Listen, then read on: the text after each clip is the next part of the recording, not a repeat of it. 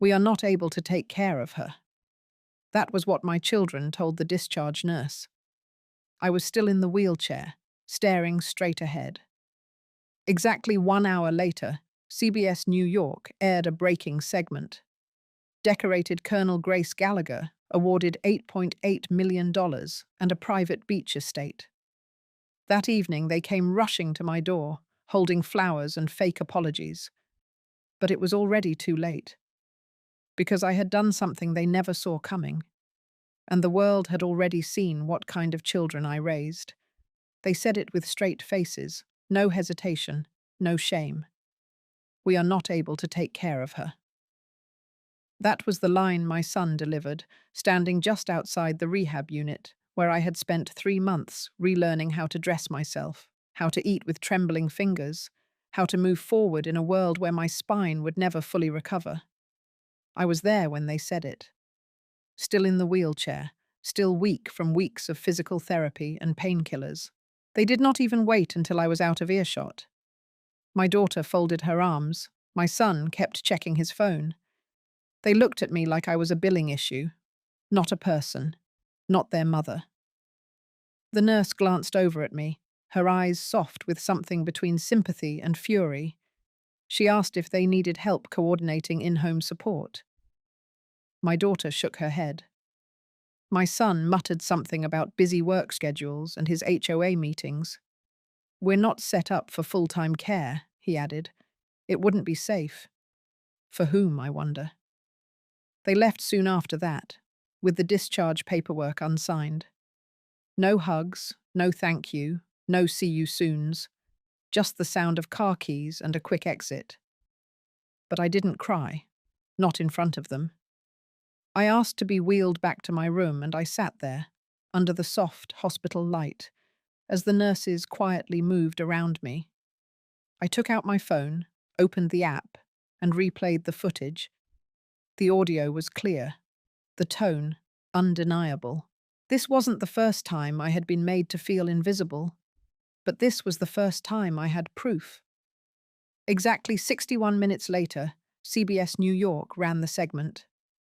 Decorated war veteran Grace Gallagher receives full military compensation.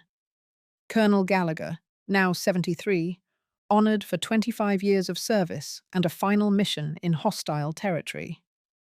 The Department of Defense confirms a long-delayed compensation package totaling $8.8 million in structured payments, along with a fully deeded coastal estate in Maine. That was my name, they said. My face on the screen.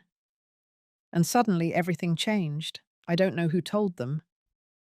My son's voicemail came in first, then a text from my daughter, then an email with the subject line, "We need to talk." By sunset, they were at my house. I had not given them the address. They brought flowers, cheap supermarket bouquets that still had the price tags on the plastic wrap. They wore nice coats, hair brushed, voices soft. "Mum, we're so sorry. We didn't know. We were confused. We thought you needed space." That part almost made me laugh. Space. What I needed was for my children to act like I mattered when I had nothing in my name, but a drawer full of service medals and a stack of unpaid hospital bills. They asked if they could come inside. I stayed in my chair on the porch, a warm blanket across my lap, my coffee cooling beside me. I told them to sit on the steps if they needed to rest. The door behind me stayed shut. The thing about people like them is that they do not expect consequences. They think time erases betrayal, that if they smile and tilt their heads just right, the past becomes negotiable. But not this time, because I had already done the thing they would never expect. And soon, they would understand just how much that would cost them. If you've ever been dismissed, if you've ever been looked at, like you were an inconvenience to your own family, you know the kind of stillness I felt. It's the kind that comes before a storm, the kind that doesn't scream. It sharpens. That night, I made a phone call to Jonathan Hale, estate attorney. We had met months ago through a referral. I told him the documents were ready to be executed.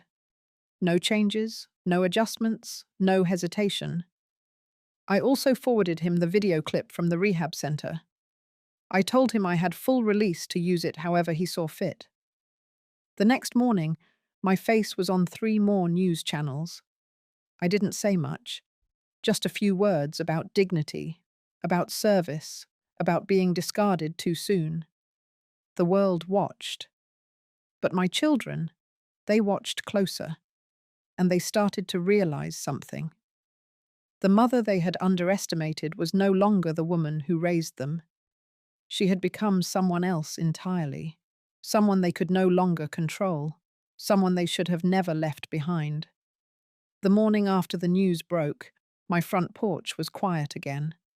No footsteps on the gravel, no urgent knocking, just the sound of the wind rolling in from the east, carrying with it the smell of salt and cedar.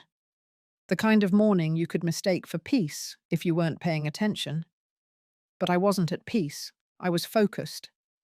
I spent 2 hours on the phone, not with my children, not with neighbors. First was the call to the Department of Veterans Affairs. My discharge classification had been upgraded months ago. The benefits package was already approved. All I needed was to finalize where the checks would be sent and which account to attach for the real estate transfer. The property in Maine had been under federal hold, waiting for someone with my clearance level and history of service. Apparently, I was the only surviving candidate in my category. Next was the legal firm. Jonathan Hale was efficient. By the time I hung up, he had already drawn up the codicils. The original will, which had split my estate between my 2 children, was now null, replaced by a detailed, ironclad arrangement.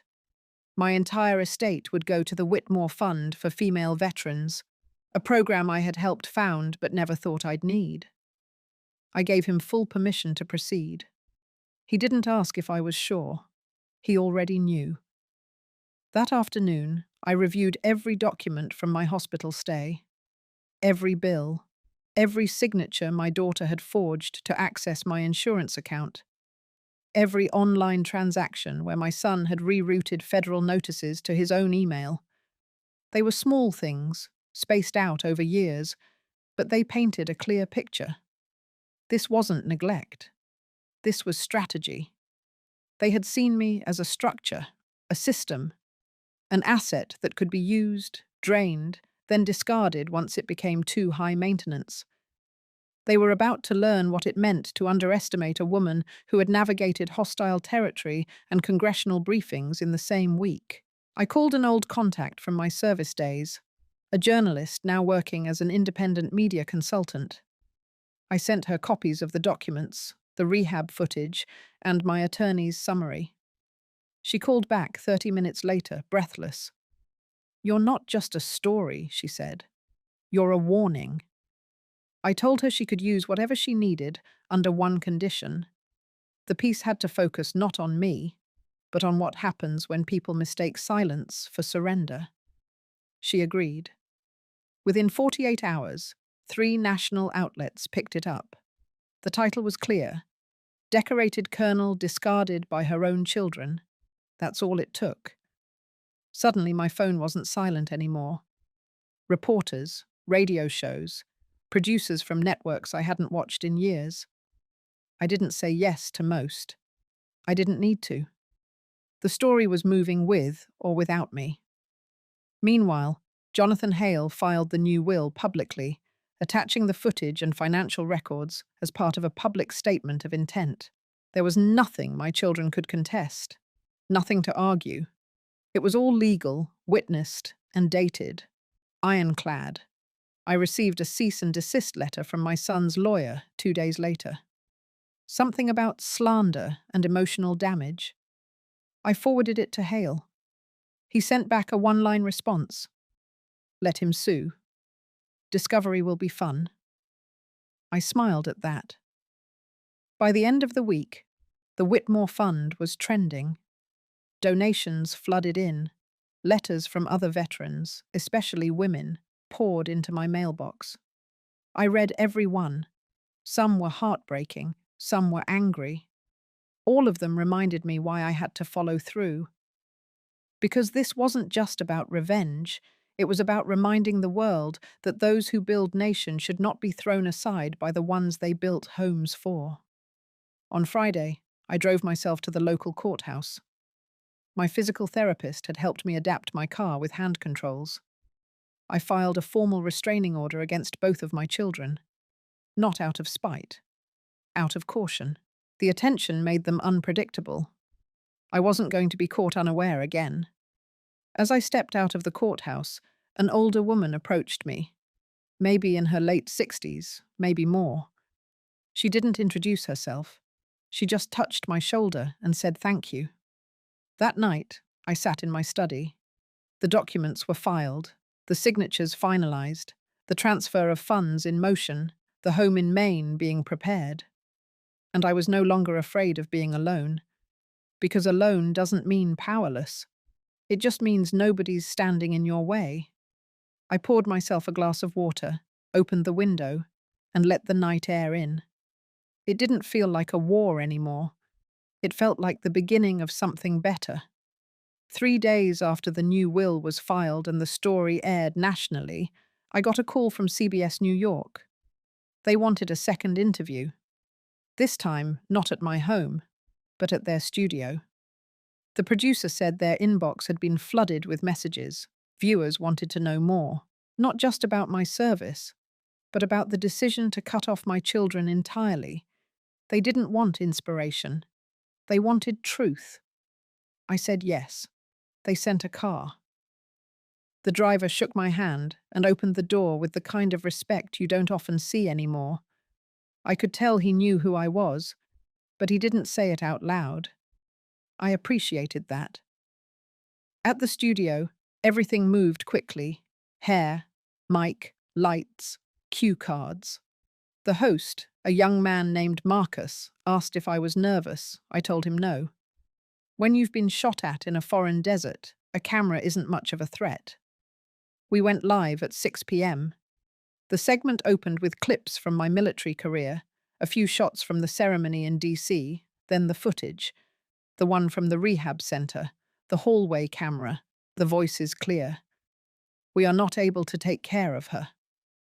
I sat quietly as it played. On the screen, my son looked down at his phone while my daughter kept her arms crossed. The nurse's voice, gentle but confused. My chair in the background, I never moved. That was the part that caught people's attention. Not the words, the silence. Marcus turned to me and asked what went through my mind during that moment. I said I realized my children had mistaken kindness for weakness for too long, and I was done pretending not to notice. I didn't raise my voice. I didn't list grievances. I just let the clip speak for itself. Then I looked straight into the camera and said I changed my will not to punish them, but to correct myself. I had spent too many years assuming love was unconditional. Turns out, conditions show up fast when money and inconvenience enter the room. The interview ended. The crew clapped quietly. Marcus squeezed my hand. By the time I got home, the footage was already online. Within the next 6 hours, it hit 2 million views. The video wasn't flashy. No dramatic music, no spinning headlines. Just one woman, seated, steady, saying what most people in her place had never had the chance to say out loud. The public response was immediate. Military families messaged the station. Women wrote in to say they saw their own mothers in my story. Sons and daughters emailed to apologize for how they had treated their own aging parents. None of it was my goal, but it confirmed I had done the right thing. 2 days later, another clip surfaced. It wasn't mine. It was an older video, posted years ago, of my daughter joking about her inheritance during a wine night with friends. Someone had recorded it. She laughed about my pension, about the idea of not needing to work once I was gone. She described me as strong in public, but brittle in private. The tone was mocking. Light, but sharp. It spread quickly. Another came next. This time, my son. He was giving a talk at a networking event. He had slipped in a line about caring for an elderly parent being a financial hazard. The audience chuckled. So did he. But when that video resurfaced next to mine, it wasn't funny anymore. People started asking questions, not just the public. Sponsors, employers, clients. A reporter from a veterans journal called me to confirm details. She said the background checks on my children were spiking. People were digging into campaign donations, charity involvement, public grant filings. I told her I had nothing else to say, but the story didn't stop.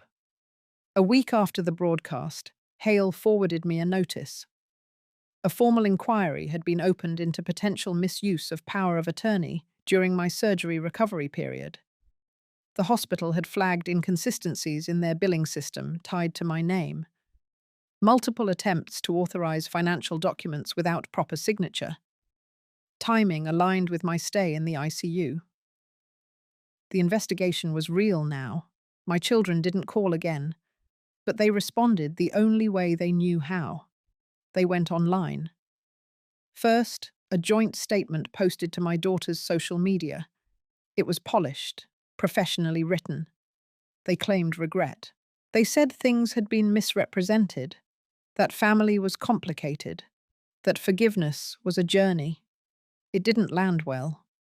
People flooded the comments, screenshots of past statements, clips from the videos, quotes from my interview. The internet was not interested in forgiveness for people who had never apologized directly. Then came the emails. Not to me. To the Whitmore Fund, a few donors wanted to confirm the story was real. The team replied with links, legal documents, interviews, military records. Everything was in order. Donations doubled that week. And suddenly the story shifted again. No longer just about betrayal. It became about something larger, a woman who reclaimed her voice, who refused to reward cruelty with silence, who used the system the way the system had once used her. By the end of the second week, Hale finalized the asset shift. All retirement funds locked into the trust. The home in Arlington listed for transition. The main estate officially transferred to my name. It was done. And my children could do nothing but watch from behind screens that no longer gave them control. That night, I didn't celebrate. I opened my old footlocker.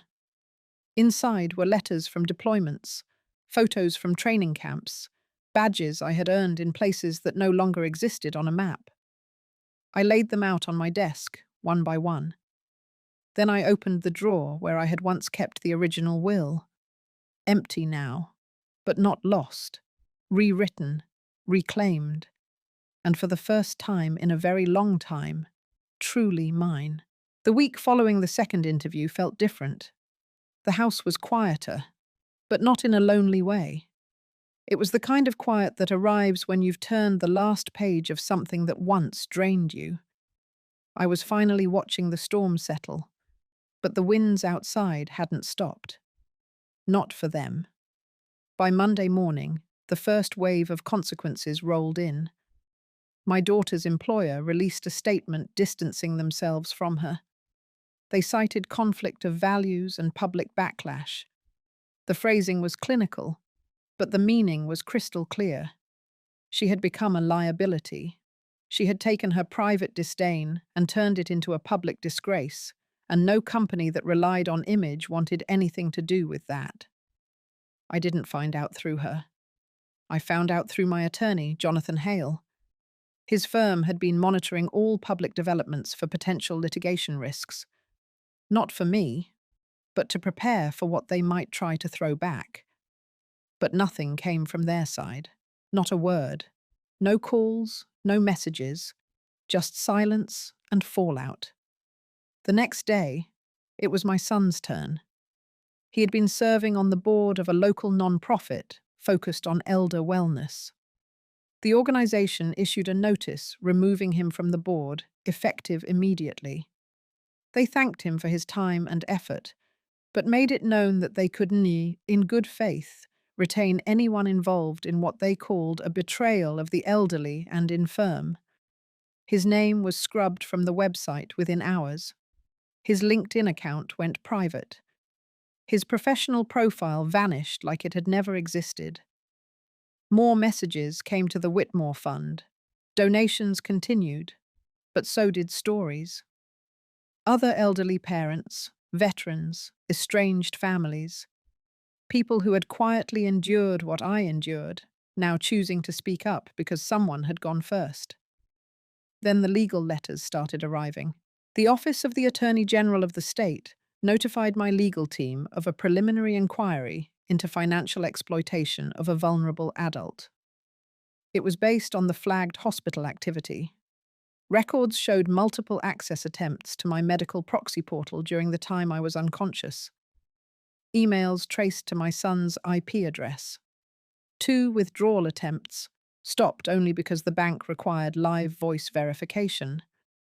My daughter had authorized a secondary caregiver form for me without notarization. The document was rejected, but the system logged it.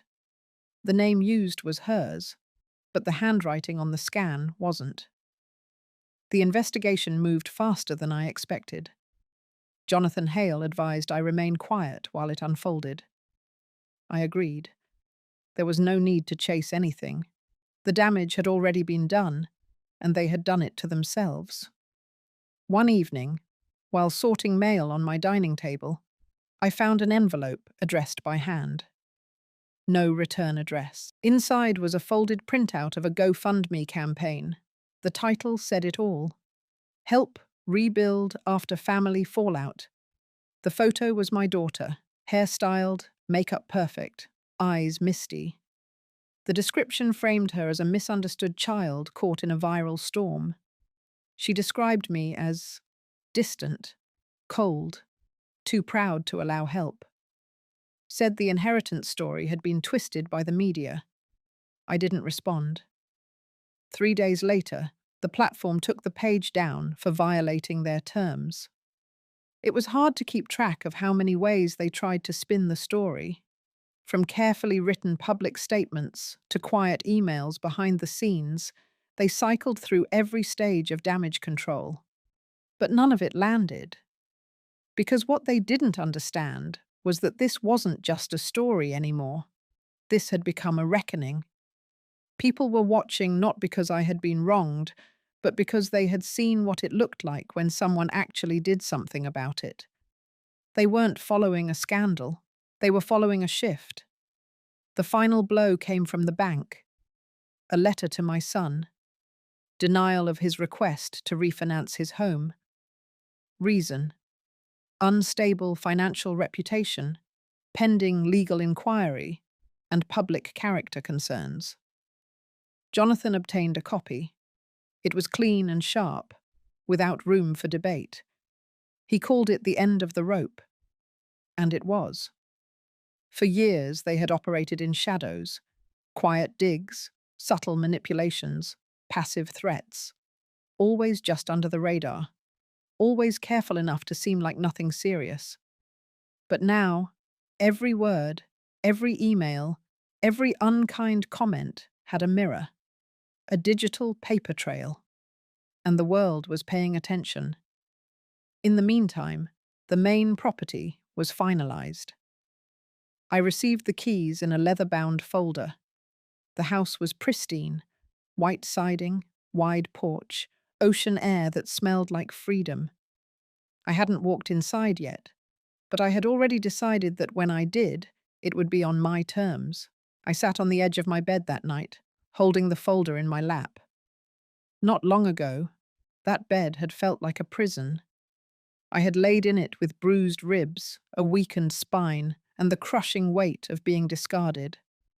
Now it felt different, like a place of power, like somewhere I had earned the right to rest. I didn't want revenge, not in the way people think of it. I wanted recognition.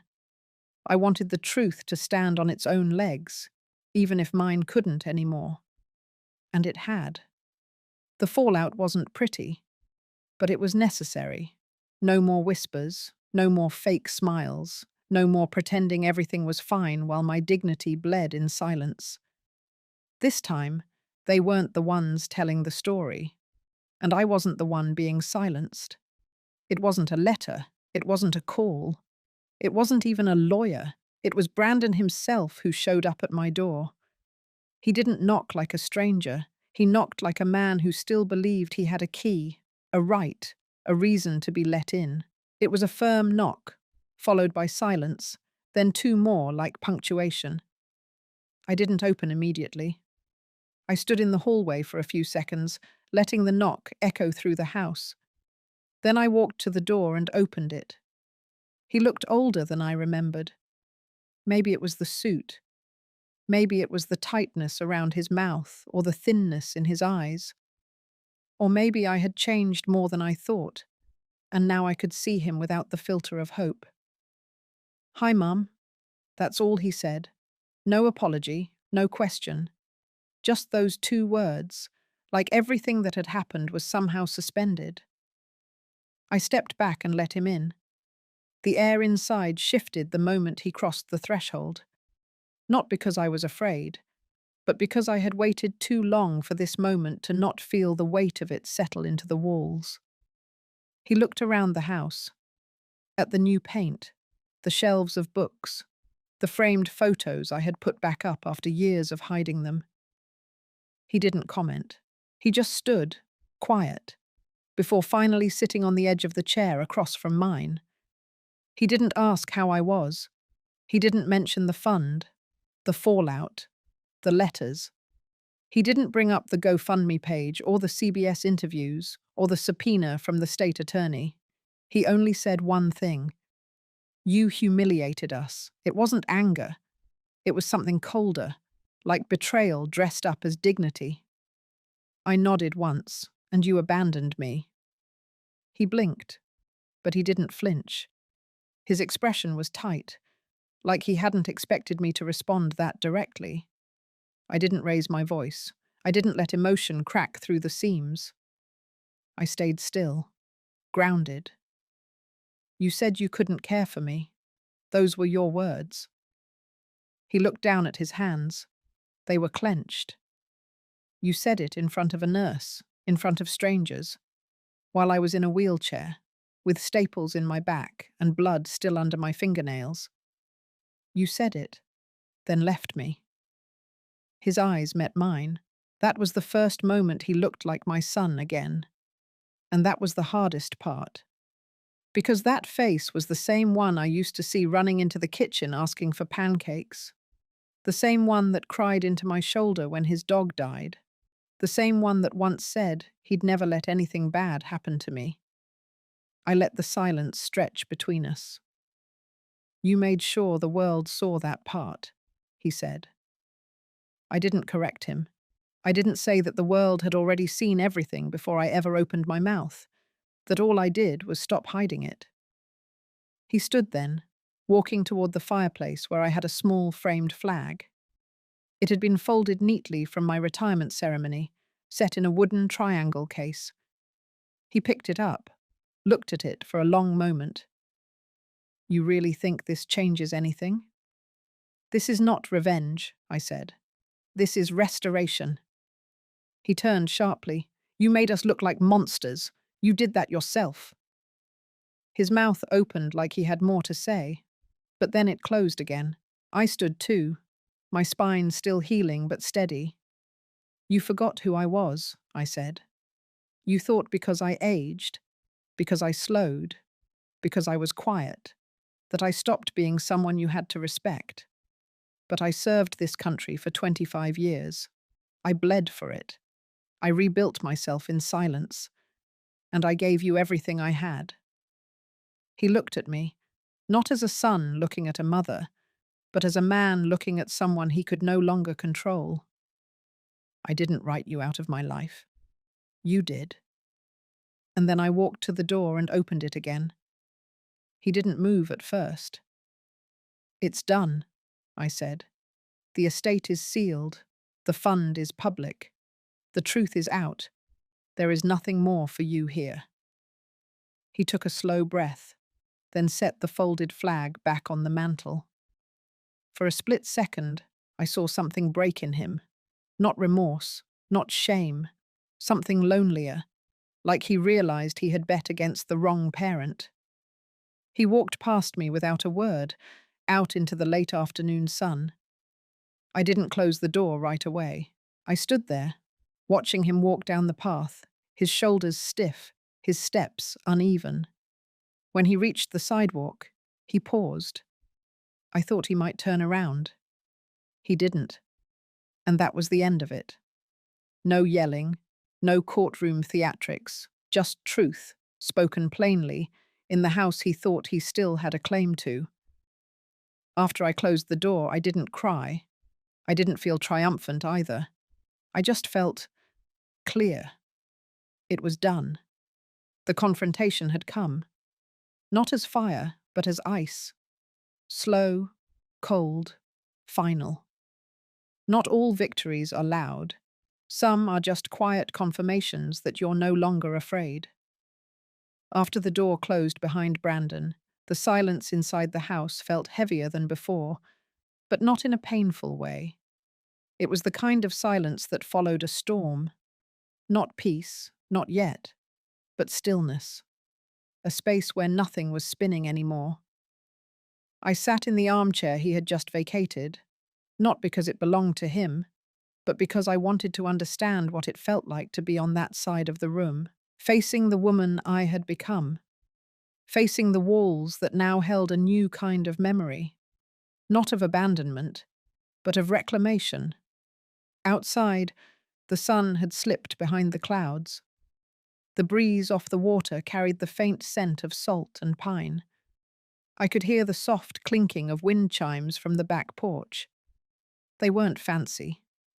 I bought them from a roadside shop when I first moved in, long before anyone knew what I was really doing with the house.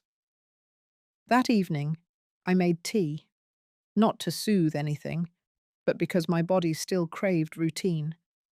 I sat by the window with the cup in both hands and let my mind be still. Not numb, not racing, just still.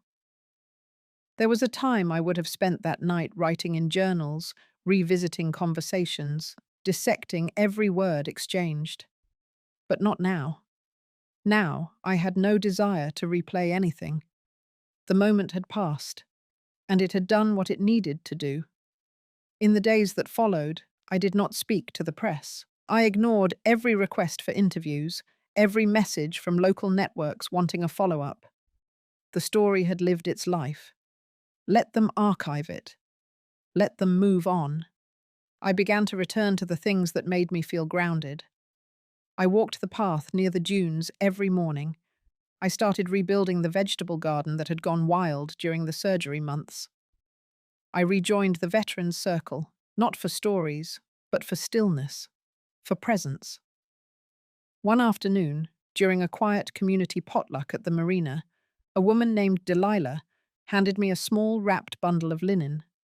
Inside was a hand-carved wooden token, etched with a quote I had once shared during a panel about resilience. I had forgotten I said it. She remembered. So did the others. "We heard what happened," she said quietly, not looking for a response. "You carried it with dignity. A lot of us. We saw ourselves in you." I thanked her, and meant it. That night, I took the token and placed it next to the folded flag on my mantel, not out of pride, but as a reminder that even when your own children can't see your worth, strangers often can. Weeks passed, then months. Letters from Brandon stopped. I had received two. One was brief and cold. The second was longer, less polished. He spoke of confusion, of hurt, of not knowing where things had gone wrong. He didn't ask for forgiveness. He didn't blame me. He just wrote. I didn't reply. Forgiveness wasn't something I could manufacture on paper. It had to grow in silence, like healing bone, like new skin after a burn. By autumn, the coastal winds turned sharp. I had the house insulated better. I fixed the porch railing. I brought in a few volunteers from the local youth centre to help organise the library of materials I had gathered for the Women's Veterans program I was setting up. That program, the one I used the public fund for, started slowly. Just a few attendees at first. Mostly women my age or older, some younger, all with their own scars. Some visible, some not. I wasn't trying to lead. I was just creating space. A space where no one had to explain why they were tired or why they didn't call their children anymore. A space where we could talk about grief without lowering our voices. On the 1-year mark of my discharge day, I sat alone by the beach just before sunrise. The air was crisp, the tide low. In my coat pocket was the discharge paper I had kept all this time, still folded, still creased from the moment I shoved it in there outside that hospital. I took it out, looked at the faded words, then placed it into the small fire I had started in a safe metal drum by the shore. The paper curled quickly, blackened, then lifted in ash. That was the last thing I burned. I no longer needed proof of what they did, of who I was. I had lived through it, and I had come out the other side not bitter, not broken, but whole. I wasn't healed entirely. That word still felt too clean. But I was healing. Actively, quietly, strongly. Some days, I missed the idea of a family that never really existed. Other days, I simply walked past it. Not out of coldness, but clarity.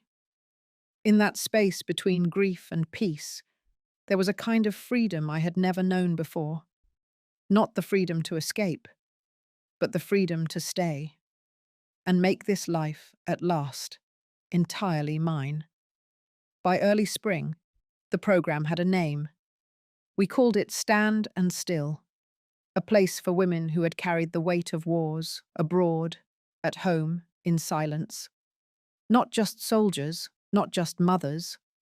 Women who had lost years inside roles no one ever fully acknowledged. It started as weekend workshops, small circles of conversation, some hesitant, others boiling over. I didn't speak much at first. I just listened. That was my role now.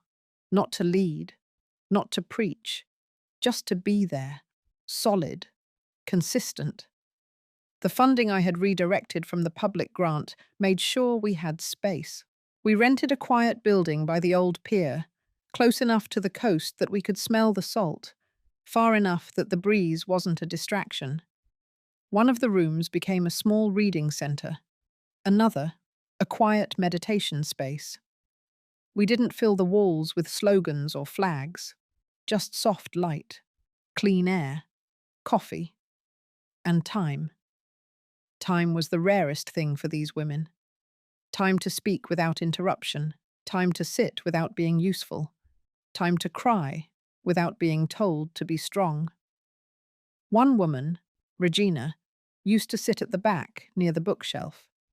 She had been a paramedic in 2 deployments, then came home to a family who treated her like a burden the moment she showed signs of PTSD.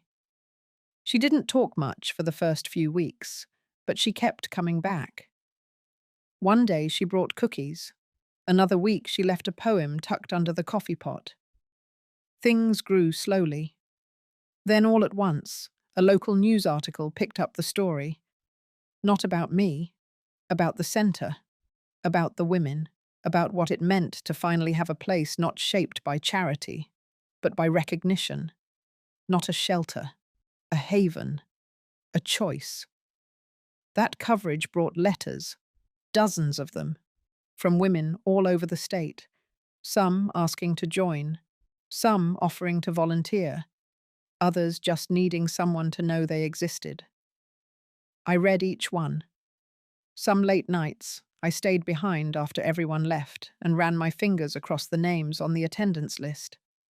I thought about where they had been, what they had survived, how they had ended up in this little room by the pier.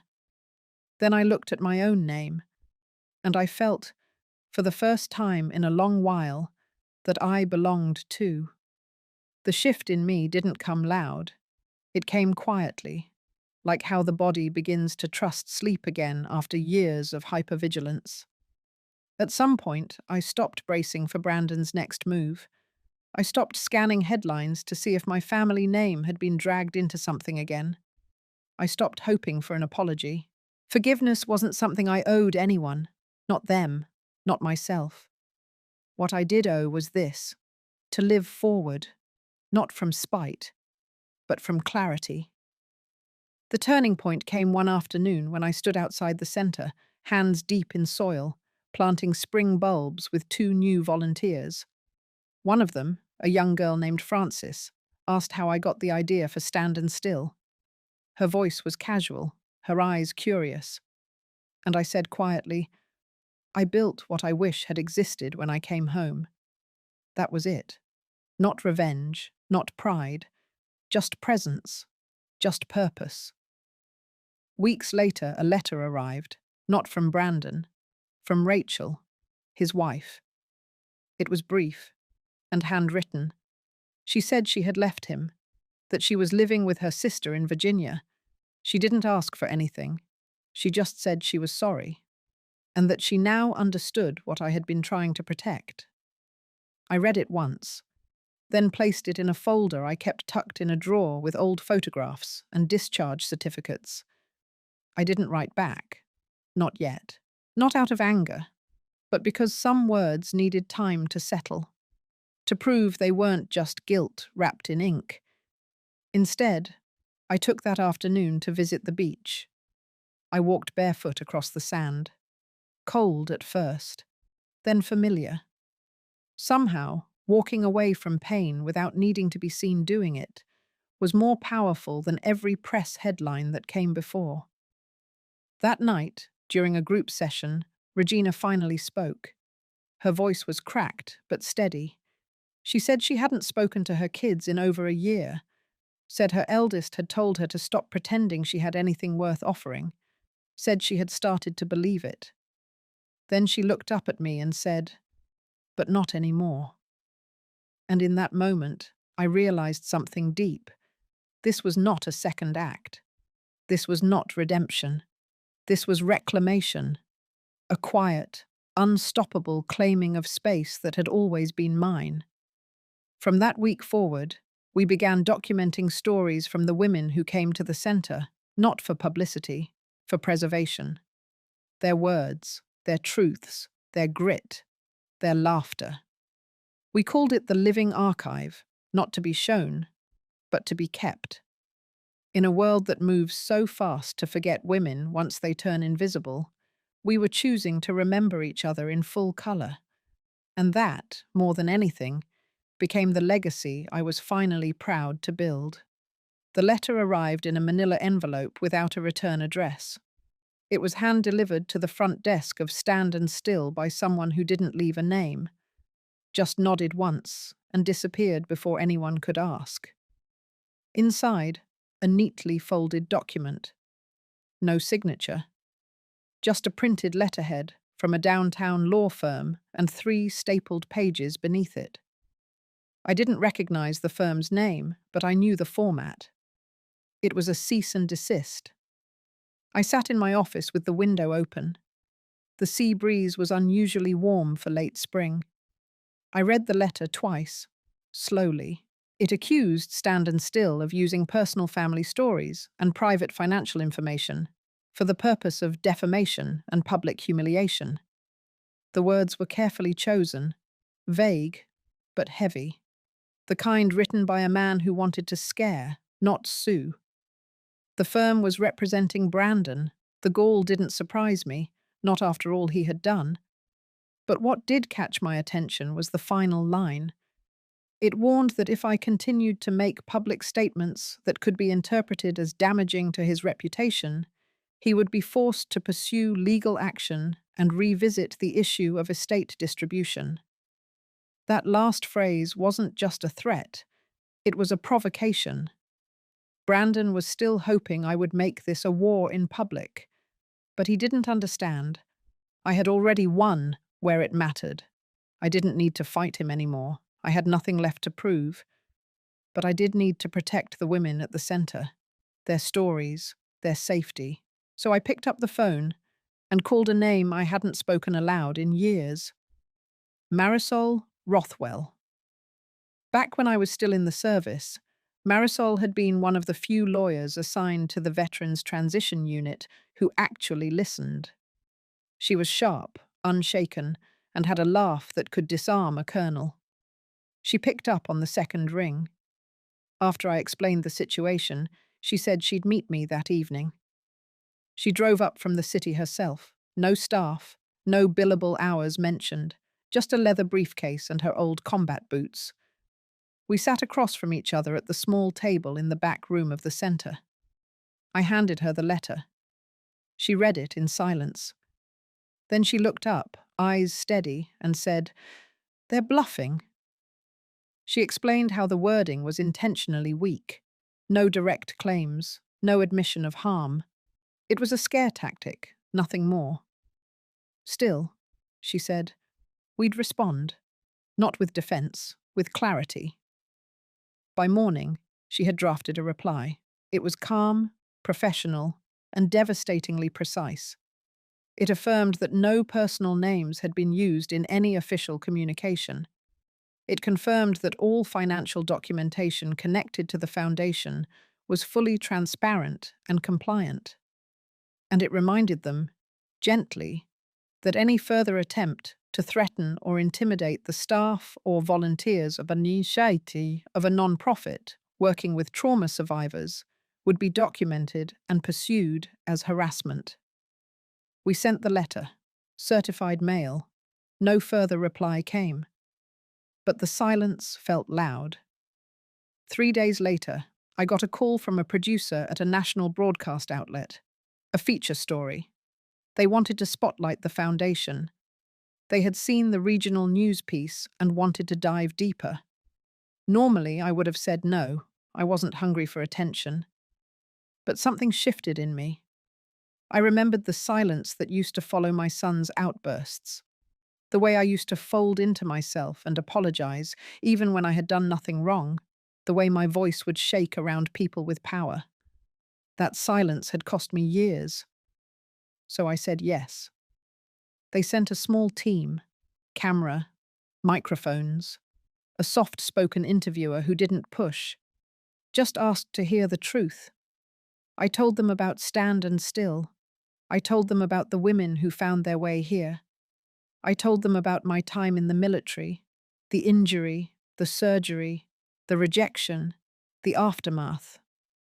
I didn't name names, but I named pain.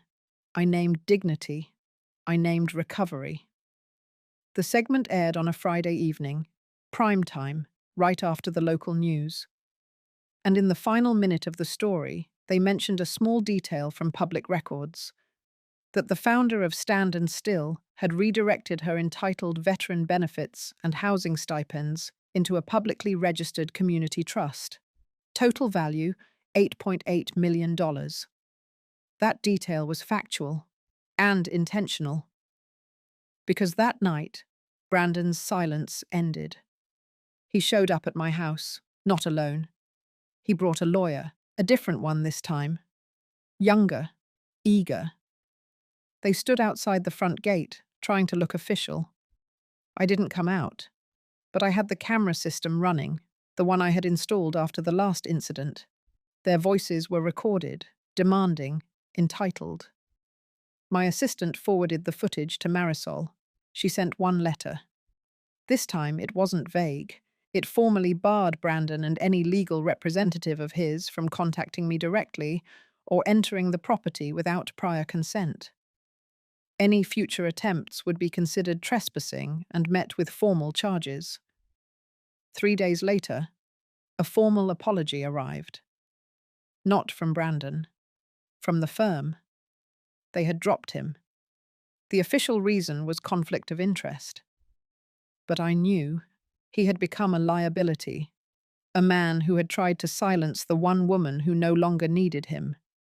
I kept that letter too, not as a trophy, as proof that there are consequences for choosing cruelty, even if they arrive slowly, even if they come dressed in paper instead of rage.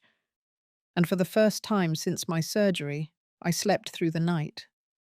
No startles, no dreams, just the sound of the tide, steady against the shore. When the letter from the law firm arrived, I knew it was over for him in the courtroom. But there was still something unfinished in me.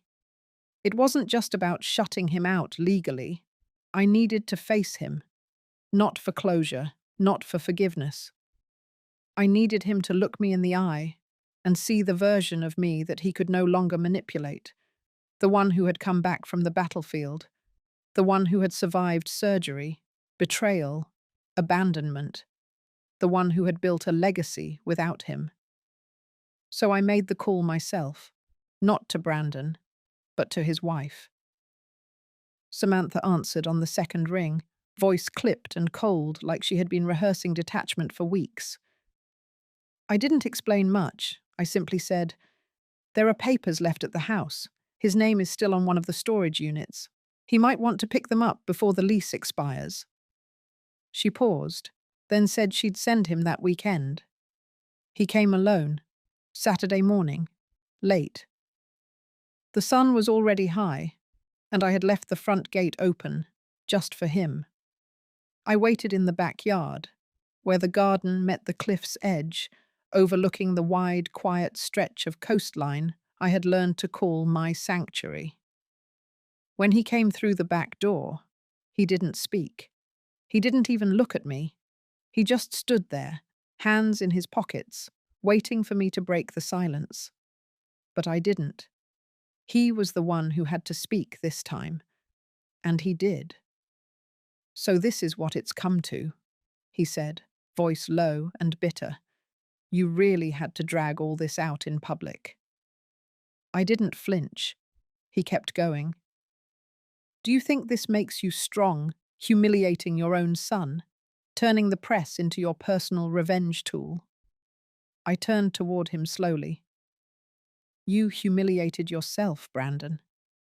I said it calmly. No anger, no trembling. "You wanted people to see me weak. You wanted to erase me from the picture because my injuries made you uncomfortable.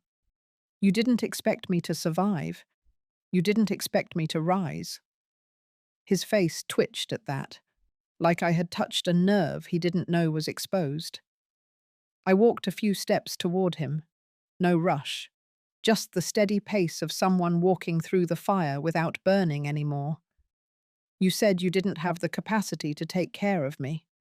You said you had no room in your life for a broken old woman.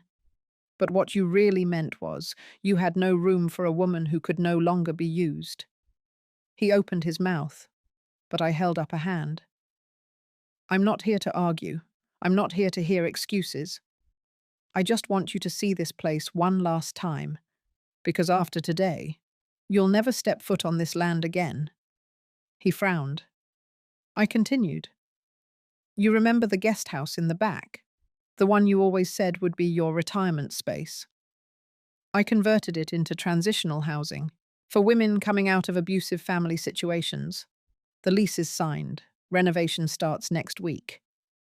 He looked like he'd been slapped, not because of the property, but because of the idea, the principle. And that's not all. I pointed at the foundation's ledger, which I had printed and laid out on the patio table. "You used to mock me for spending money on therapy groups, said it was a waste, said no one wants to hear sad stories from old women. Well, Brandon, now they do. Because those stories built this place. Those stories funded new job programs, built confidence, gave a voice to women you never saw as people." His hands clenched into fists. "You never saw me either." "Not really. I was just a mother on a schedule to you. A paycheck, a nurse, a placeholder. But not anymore." I stepped closer. Not threatening, just final. I changed my will. His face drained of color. I donated everything. The land, the assets, the trust, the house, even the royalties from my military memoirs. All of it. Gone from your reach. Not to punish you. to protect myself, because I will never again be in a position where my survival depends on the mercy of someone who sees me as disposable. He stared at me, shaking slightly. I could see the words building behind his eyes, but he didn't speak them. He turned and left. No outburst, no fight, just silence. And it was the most honest thing he had ever given me. As I watched him walk away, I didn't feel triumphant. I didn't feel powerful. I felt clean, like I had finally scrubbed the last layer of shame from my skin. I sat down on the bench near the edge of the cliff and let the wind move through my hair. For the first time in years, I didn't feel haunted. I felt present, alive, whole. Later that day, I called Judith. I told her the confrontation was done, that he wouldn't be back. She didn't say much, just told me to rest, said I had earned it. That night, I lit a candle in the hallway for the women who had passed through Stand Still in silence, for the ones who never got to have their moment. And then I whispered their names, one by one, because silence may protect the abuser, but truth protects the soul, and I would never go silent again. The Sunday morning after Brandon walked out of my garden was unusually still. The wind that normally hummed through the tall eucalyptus stood silent. Even the ocean seemed hushed, as if the entire coastline knew something had shifted. I hadn't touched the phone all night, but when I picked it up just after breakfast, it was humming like a live wire. 43 missed calls. Most were from numbers I didn't recognize. A few were from local newsrooms. One was from the foundation's PR manager, Lauren. Her message was short: "It's out." By the time I clicked open the first headline, the story had already gone national. Elderly woman denied care by son. Becomes symbol of resilience. Another one. She donated $8.8 million and a coastal estate. After being abandoned post-surgery. CBS New York had run the segment first. A well-edited piece with voiceovers, archival photos, and yes, a small portion of the video from the day I was left at the hospital. I hadn't planned on giving them that footage, but Judith had sent it. She had asked my permission, but before I could even weigh the idea, she'd said, "Evelyn, they need to see what it looks like, what cruelty sounds like when it wears the voice of family." And they did. The clip was barely 10 seconds long, just enough to show the nurse walking me down in the wheelchair, just enough to catch Brandon's voice saying, "We don't have the space for this right now," just enough to show the moment I was wheeled back inside. 10 seconds. That was all. And the world exploded. By noon, major outlets were replaying the story. Online forums lit up. Reddit threads climbed to the front page. Women posted stories of being neglected by their children. Nurses chimed in with their own heartbreaks. Trauma therapists linked articles. Activists offered interviews. And amid it all, a slow unraveling began. It started with Samantha's business. Her boutique PR firm had built its brand on family-centered campaigns and ethics-first partnerships. She had given a TEDx talk 2 years ago titled "Caring for Our Elders in a Digital Age." The irony was too sharp for the public to ignore. Clients pulled out within hours. Her name was removed from the firm's website the same afternoon. That evening, the Foundation's General Counsel forwarded me a formal letter from the State Ethics Board. Apparently, Samantha had listed me on some internal forms as a family beneficiary to secure marketing tax credits. The implication, misrepresentation for financial benefit. I didn't celebrate. I didn't cheer. I just closed the email and sat with my hands folded in my lap. Brandon's fallout came slower. He wasn't active online. He had no personal brand to damage. But the consequences found him anyway.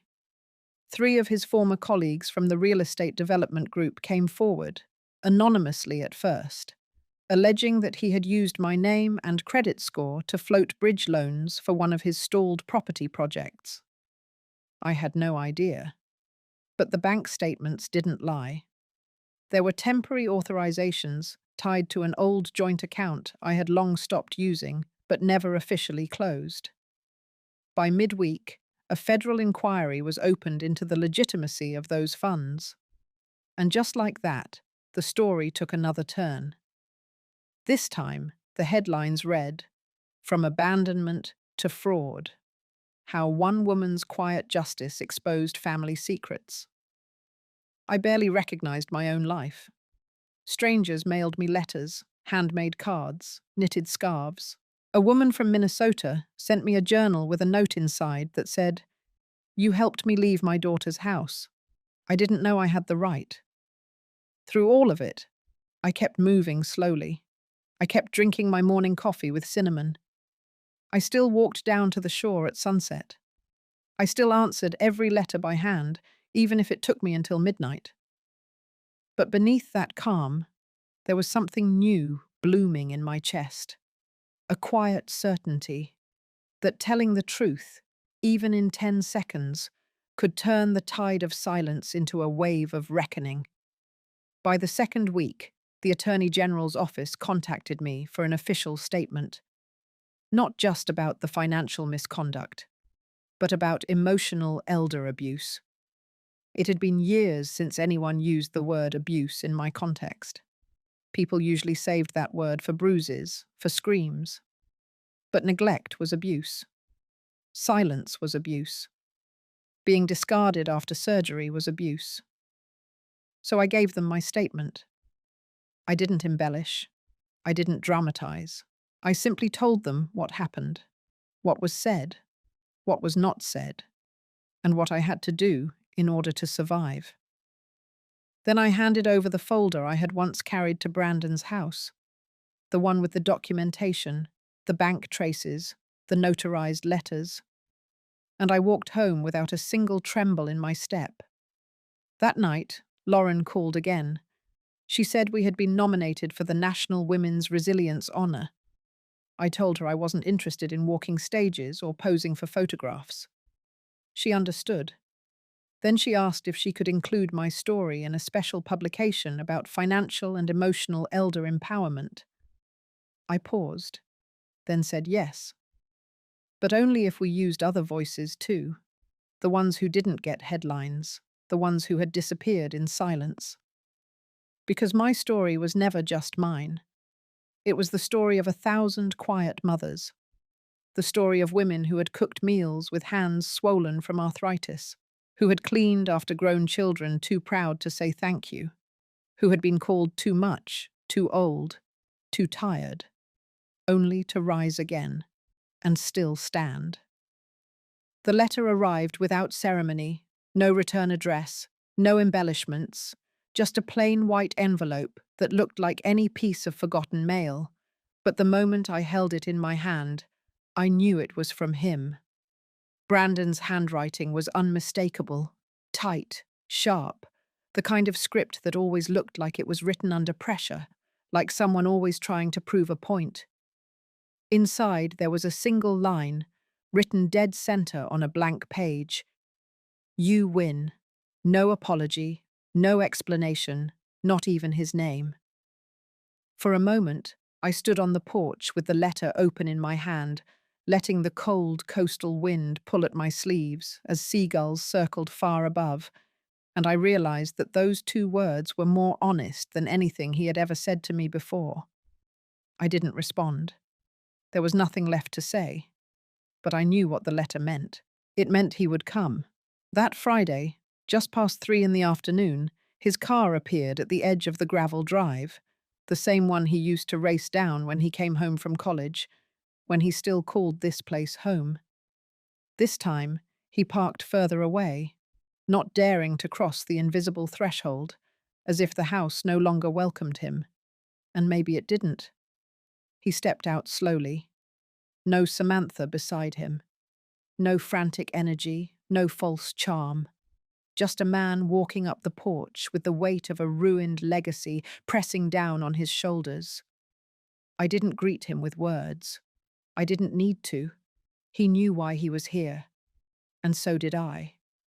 He stood still for a long time, looking at me, not with defiance, not with sorrow, but with something far more hollow, resignation. Then he spoke, and his voice, though low, carried an edge of disbelief that felt like he was only now understanding the truth. He said he didn't come to ask for forgiveness, that he knew it was no longer his to request. He said he didn't expect me to say anything at all, so I didn't. I just turned and opened the door to the house that I had taken back, the one he once tried to claim through manipulation and betrayal. He walked in with a hesitance I had never seen in him, like every piece of furniture was unfamiliar, every photo on the wall a stranger's memory. He glanced toward the mantel where the painting now hung, the one Judith had sent me after the CBS interview aired. It was a lighthouse standing firm on a cliff, battered by relentless waves. He didn't say anything about it. Instead, he remained in the center of the room, hands loose at his sides, as if even folding his arms might feel like a defense he no longer had a right to use. Then he said the words that stopped me cold. He told me that I was not the woman he thought I was, that all his life he had painted me as too quiet, too soft, too willing to be overlooked, that he had needed that image to justify what he had done, to rationalize abandoning me at the hospital, draining my accounts, smiling at me through years of deception. But I wasn't weak, he said. I had never been. I was simply waiting. He asked then, in a flat voice, whether I had changed the will. I looked at him directly and told him yes, that the day I returned from the hospital, I had done what I should have done years ago. I removed his name. His reaction was muted, as if part of him had already known. Then he asked who it would go to now. I told him I had set up a foundation for elder justice, legal aid, housing support, and trauma recovery for women who had suffered in silence the way I once had. There was no outburst, no denial, no bargaining. He just nodded once, slow and heavy, the way a person accepts the final nail in a coffin they built themselves. I asked him why, not because I needed closure, but because I wanted him to say it aloud, to hear himself admit it. Why had he left me there, broken and helpless? Why did he let me believe I was loved when he had planned to strip me of everything? He didn't try to lie. He said only this, because I thought you'd never fight back. That, more than anything, told me who he had become. A man who took advantage not because he was desperate, but because he could, because he thought I wouldn't stop him. He said he had left Samantha, that the company had collapsed, that he was living in a one-bedroom apartment he couldn't afford, that he didn't recognize himself anymore. I told him very simply that it was no longer my concern. He asked to see the garden. I let him. He walked through it in silence, brushing his fingers along the rosemary and thyme, pausing by the old bench where he used to read as a boy. He stood for a long time by the bird bath. When he came back, he didn't look redeemed. He didn't even look sorry. But he looked real. For once, unarmored. He said goodbye without reaching for a hug. I didn't offer one. And as he walked back to his car, I didn't feel triumph. I didn't feel vindicated. I felt clarity. That night, I lit a single candle and sat in the kitchen, drinking tea, letting the silence wrap around me like a blanket stitched from everything I had survived.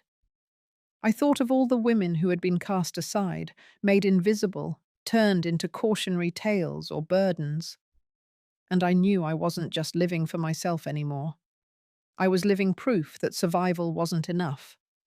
You had to rise, you had to reclaim, and you had to remember. Because even if the world forgets you, you must never forget who you are. The crowd at the ceremony had thinned by the time I stepped down from the stage, but the moment still felt immense. My hands were still slightly trembling, not from fear, but from the overwhelming release of everything I had carried alone for so long. The applause, the lights, the honor, it all faded into a soft hum as I walked through the side exit of the building and out into the open air. The sky was beginning to turn gold just before sunset. For once, I felt no need to rush, no need to prove anything. I had done what I came to do. Across the lawn, I spotted April waiting near the van. She had a quiet, steady smile on her face. When our eyes met, there was no need for words. She had been beside me in the dark when no one else would stand there. Her presence now, in the light, was the only reassurance I needed. Later that evening, I sat alone in the living room of my beach house. The breeze from the ocean slipped through the open windows, and the air smelled like salt and eucalyptus. On the coffee table sat the framed photo from earlier that day, me in uniform, medal pinned neatly to my chest, hand over heart. I let the silence fill the room. In that silence, I saw the chapters that had come before, the surgery room lights, the backseat rejection from my children, the cruel signatures they scribbled on the refusal forms. I saw the messages left unanswered, the meals skipped, the wheelchairs left untouched in waiting rooms. I saw the night I decided I would no longer ask for kindness. I would build my own justice. And I did. They lost everything trying to squeeze me out. The lawsuit settled, the press firestorm still circling, the sponsors that backed out from their startups, the homes seized under scrutiny. None of that brought me joy. But it did bring balance, a reset, a mirror held up to what they had become. Earlier that morning, before the ceremony, someone had slipped an envelope under my door. Inside was a letter from Kayla. She wrote about grief, about panic, about how they were never prepared to handle someone like me. Strong, persistent, unbreakable. She said they wanted to forget the strength I used to raise them. Said it made them feel small. Her words were heavy, but they did not bend me, because I had changed. That morning, I finalized a fund in my name, the Colonel Grace Fund.